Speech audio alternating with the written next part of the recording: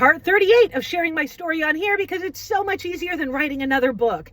So we pack up all 6 kids and we are on our way to California to try to save our nonprofit, not have to dissolve the entire thing. It was truly a Hail Mary because our funding was so much under the Christian platform that when I started to just really shift my viewpoint and my message to we can't stand up against gay marriage. We can't and support trafficking survivors. That, it's such a conflict of interest. It doesn't make any sense. And all of my values have completely shifted.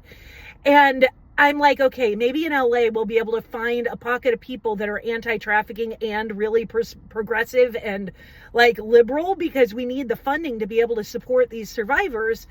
And maybe LA is going to be the place. We get down to LA and we have no money, no money. And that is not the place to go when you have no money and you're responsible for 6 other humans. But I'm going to all these super ritzy meetings and we start to make progress and it's really awesome. Oh, except on the drive down there, it took us 9 hours to drive. On the drive, one of the people that I had not met yet from her team, he unalives himself. Now, he had been in a horrible medical situation and it was because of physical pain that he did it.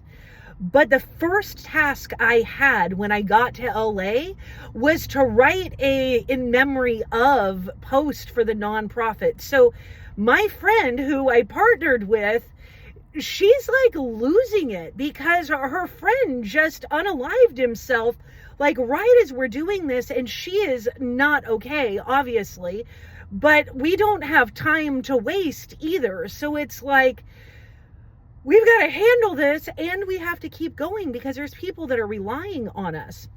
So I get down there and we are actually staying in another family's house, a super tiny house out in Anaheim.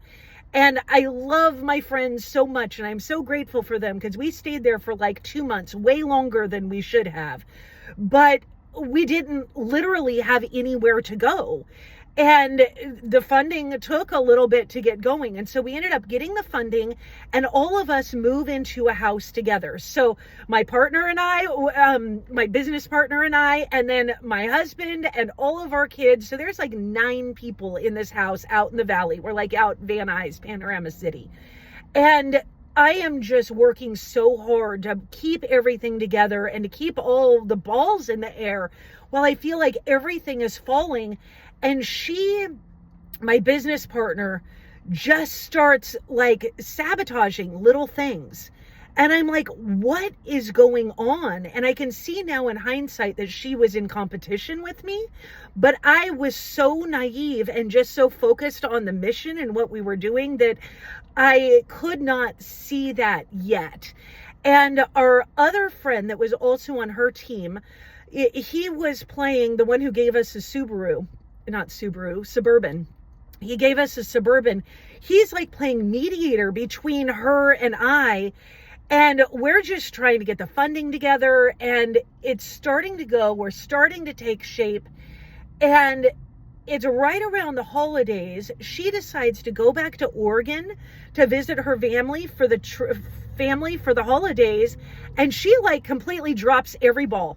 Ghosts everybody. I don't have access to her Rolodex, so I can't even contact people that I have meetings scheduled with. I can't even cancel a meeting because she's holding all of her connections so close. And I'm this is insane. So we start getting me on radio shows and we're just pushing every door open, trying to save this ship that is clearly sinking. And I had so many conversations where I was just appalled at how many people were taking money over integrity, money over taking care of their survivors. And I am getting pitched. There was, because we're in LA and I have this beautiful family, I started getting pitched shows. They wanted to make a reality TV show out of my life. And it was so funny because the show was called Hoes and Housewives, which I think is fucking hilarious. And it would have been a huge hit, except that they wanted access to my children and my survivors. And I was like, I will exploit myself. Like, I'm already out here. I'm already sharing my story. There's nothing I haven't said on the internet and in the world that I'm ashamed of. I can say what I need to say, but you aren't having my children. And you're not taking my survivors, because if they were ready, they would be sharing already. And they're not. And so we're not doing that. And it got to the point that I had to threaten to get a lawyer so they would quit harassing me. I also turned down a big book deal on this book because I knew that it was just going to end up being edited by some white dude that didn't like what I had to say. And I was like, I cannot do this. And in hindsight, the decision I made to close everything down was like the hardest decision I had ever made. But I knew, even though some of my survivors, they went back into the game, even though it was like fucking hard as hell, the only way for me to have the funding to continue was to exploit people I didn't want to exploit.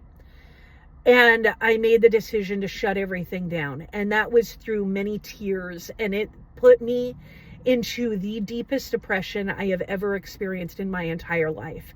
Like, I lost my purpose, my passion, my hope. And it was right around that time that my good friend, the one who gave us the Suburban, he was 34 years old. He took a nap and he died in his sleep. And I was like, it's just not meant to be. There's too much grossness that is happening on this journey. And I can't hold it up anymore. I can't do it. By this time, it's 2014, and I'm just done. And I'm doing my best to work with the survivors, help them make plans. And it was so devastating. I don't know how else to explain that, is that I felt like everything that I had worked for, I had lost, and that I had failed my mom, and I had failed the people who had died along the way, and I had failed myself. And I went to bed, and I literally could not get out of bed for months. Like, I did not know what to do. I did not know how to handle it. I was like the last person standing.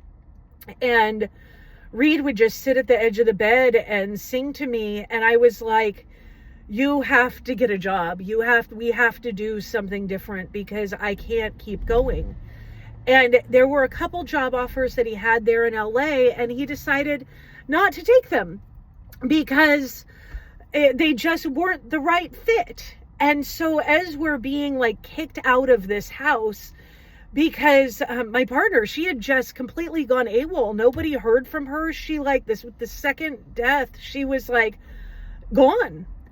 She came back once to steal all the checks out of the mailbox for the nonprofit. And that was the last we ever heard from her. She just literally ghosted everything and left it all on me. And so Reed and I was like, I don't know what to do, but I'm going to die staying here. We can't afford rent in LA. And so I sold everything once again, and he went to Austin, Texas. We decided we were going to move to Austin. He flew to Austin ahead of us and got a job.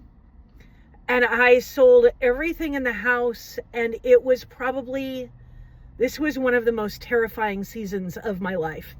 I'll get to it in the next one.